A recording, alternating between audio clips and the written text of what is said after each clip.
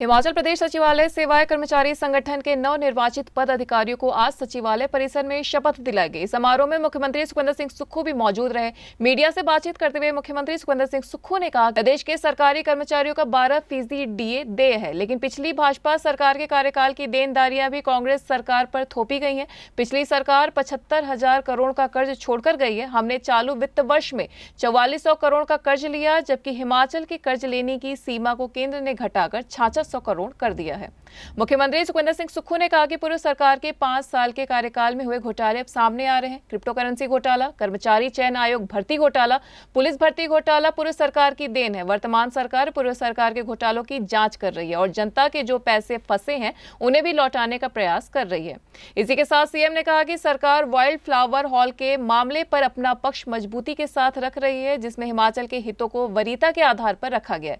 Post code 817 में न्यायालय का फैसला आ गया है। अब उन बच्चों को हम रोजगार देने जा रहे हैं। वहीं होटल कारोबारी और डीजीपी मामले में सीएम ने कहा कि कानून की नजर में सब बराबर है। पुलिस मामले की जांच कर रही है। सचिवालय के कर्मचारियों की 5 डे वीक और डीए की मांग पर उन्होंने कहा कि इस पर विचार किया जाएगा। नहीं, सचिवालय के कर्मचारी जो डीए की मांग है वो उनकी जेन्युइन है। सरकारी कर्मचारी जितने भी हिमाचल प्रदेश में हैं उनका डीए 12% हो चुका है, लेकिन पिछली सरकार ने जितनी भी देनदारियां हैं और जितनी भी सरकारी कर्मचारियों की लायबिलिटी है वो हम पर थोपी है। अपने 5 साल में जो अभी 10 महीनों में निकलकर जो मामले आ रहे हैं, जिसमें क्रिप्टो करेंसी का मामला है उस पर कोई गौर नहीं किया गया, जिसमें भर्ती घोटाला जो हमारा सबऑर्डिनेट सिलेक्शन बोर्ड का था उसमें कोई काम नहीं किया गया, पुलिस घोटाले में कोई काम नहीं किया गया। ये सब स्थितियां जो पैदा हुई है ये पिछली सरकार की जो व्यवस्था थी और उनकी जो आंख मूंद करके जो सरकार चलाई उसके कारण हुई है। हमारी सरकार बनने के बाद हमने 10 महीने में वाइल्ड फ्लावर का केस जीता, पोस्ट कार्ड 817 का केस जीता। उन बच्चों को हम रोजगार देने जा रहे हैं और जितने रिजल्ट जो सबऑर्डिनेट सिलेक्शन में जो भ्रष्टाचार हुआ और जिनमें कोई केस नहीं बनता था उनके हमने सब रिजल्ट निकाल दिए और जो नया चयन योग था, राज्य चयन योग, उसको भी बना दिया गया है और तकरीबन अब वन विभाग में 2061 भर्तियां शुरू हो गई है। पुलिस में 1200 के करीब भर्तियां शुरू की जा रही है। हमारे पैरामेडिक जो पंप ऑपरेटर्स वगैरह है, पैरा स्टाफ है, उसमें 4500 के करीब भर्तियां की जा रही है। तो हमारी सरकार जो पिछली सरकार की जो घोटाले है उनको भी खोज रही है और जो लोगों के पैसे फंसे उनको भी लोगों तक पहुंचाने का कार्य कर रही है।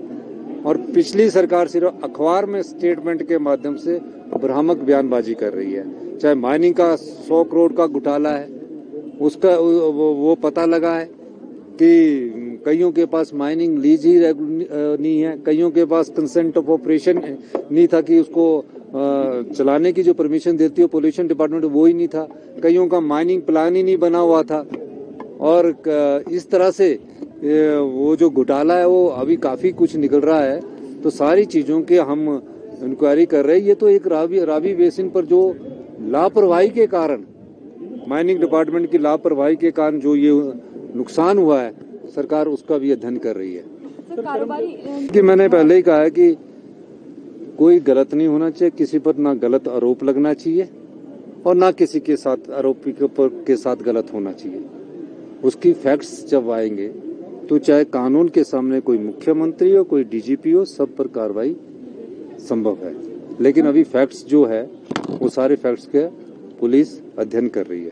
सर, विपक्ष कह रहा है कि 10,300 करोड़ का लोन ले लिया है और अभी तक देखिए 10,300 करोड़ का लोन तो भारत सरकार से दिलाओ ना, हम तो लेने को लिए तैयार बैठे हैं। उनको बोलो, हमारे को तो लिमिट ही उन्होंने 6600 करोड़ की कर दी है।